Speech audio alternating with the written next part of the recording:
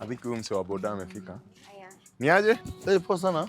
Sasa huyu ndiye nilikuwa nakwambia my wife. Oh, that's nice. Imagine tumekanisha naye for 5 years. 5 years iko sana. Hata nilimuona harusi ya church. That's nice. Good. Wow. Sasa babe na yeye huyu ni mse wangu wa boda. Ameishi kunibeba forever. Aya walai.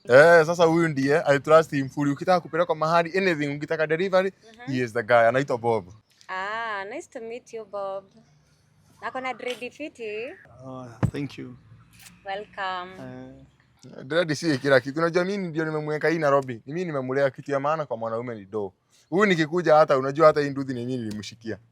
Walai. Lakini he is like a brother to me. Sasa gari yetu iko car wash. Okay. Tunataka unajua kuna kashamba nilimshikia. Sikutupeleke hapo off site visiting. No problem. Sawa.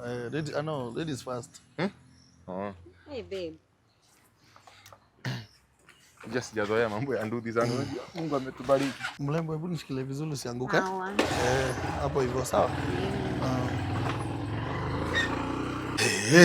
That was very nice. Fiti. Bro, hatukusema hivyo. Sikusema udelive hivyo. It's not what you think, bro. Simwambie customer.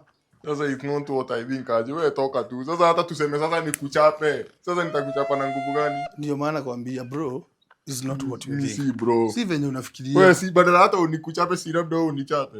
Wewe ndio umenini bibi. Wewe na yeye ni yume unakamzi wa boda. Babe, si yako na dread. Sasa dread na pesa yenyewe nakupeanga nimekubaia hata gari na nyumba. Ni nini usina ni nini sikupeangi? Babe, pole. Watu acha tu nimekuforgive. That's my man. Najua ni shetani unajua shetani ni mbaya sana. Naona tu watu wamejenga pamoja hivi wamekuwa pamoja hivi anataka kuharibu hiyo doa. Lakini namkanyagia chini hivi. Liso. Hebu tuingie hivi tuombe. Tuombe familia. Uoge.